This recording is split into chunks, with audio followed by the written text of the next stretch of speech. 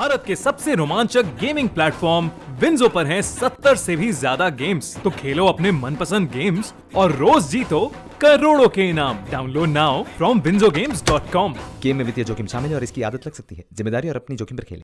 हमने उन राज्यों से बात की जिनके अभी आंकड़े हमने आपको दिखाए हैं और इन राज्यों के 47 जिलों से भी 47 जिलों से भी बात की। 47 districts of these states which were represented by the district collectors were engaged in a comprehensive dialogue by the Union Ministry of Health and Family Welfare। वहाँ हमने राज्यों से ये निवेदन किया और जिला अधिकारियों से भी ये निवेदन किया कि अगर आपके यहाँ केसेस बढ़ रहे हैं तो आपके यहाँ टेस्ट्स की संख्या क्यों नहीं बढ़ रही है। तो आवश्यकता इस बात की है कि आप टेस्ट्स को बढ़ाएं और उसमें विशेष फोकस RT-PCR टेस्ट्स पर दें। रैपिड एंटीजन टेस्ट्स का इस्तेमाल स्क्रीनिंग टेस्ट्स के रूप में किया जाए और ये इस्तेमाल रैपिड एंटीजन टेस्ट का आप घनी आबादी वाले इलाकों में करें।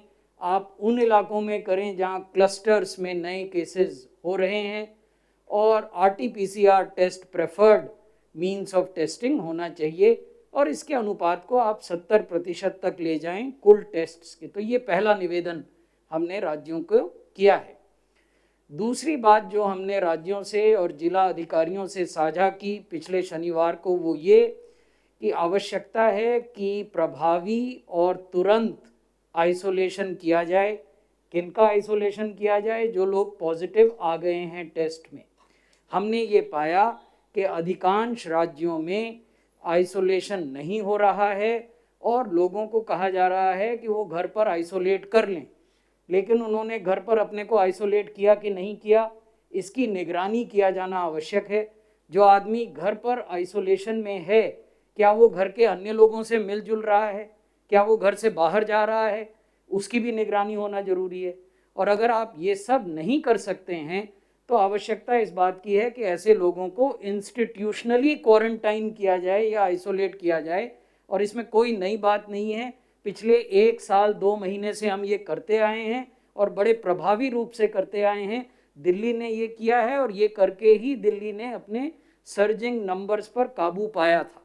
हमारे पब्लिक और प्राइवेट अस्पताल हैं, क्योंकि पिछले 1 साल 2 महीने की अवधि में केसेस घट रहे थे तो राज्यों ने कई ऐसे अस्पतालों को ओपन किया था for non Covid health services.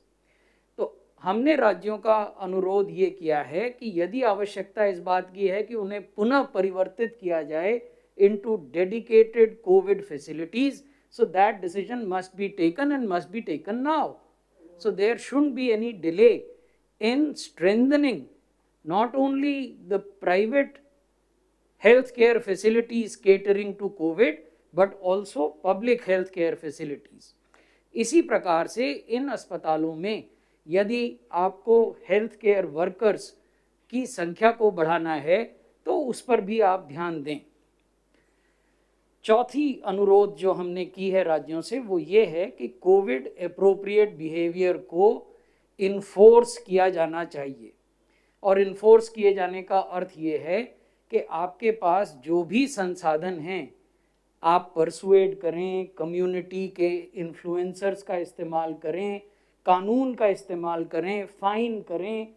जो भी आपके पास साधन हैं उन सभी साधनों का उपयोग करते हुए ये सुनिश्चित करें कि लोग मास्क पहने।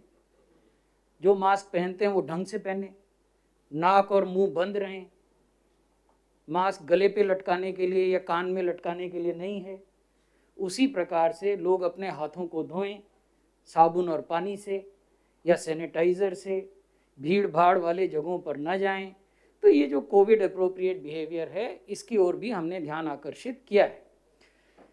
अंत में जो 5वीं बात हमने राज्यों के साथ कही है वो ये कही है कि आप सब जानते हैं कि आपके राज्य में किन जिलों में नए केसेस का सर्ज देखा जा रहा है। उन जिलों में जो एज स्पेसिफिक प्रायोरिटी ग्रुप्स हैं वैक्सीनेशन के लिए, उनका सैचुरेशन कवरेज हो, इस पर आप ध्यान दें।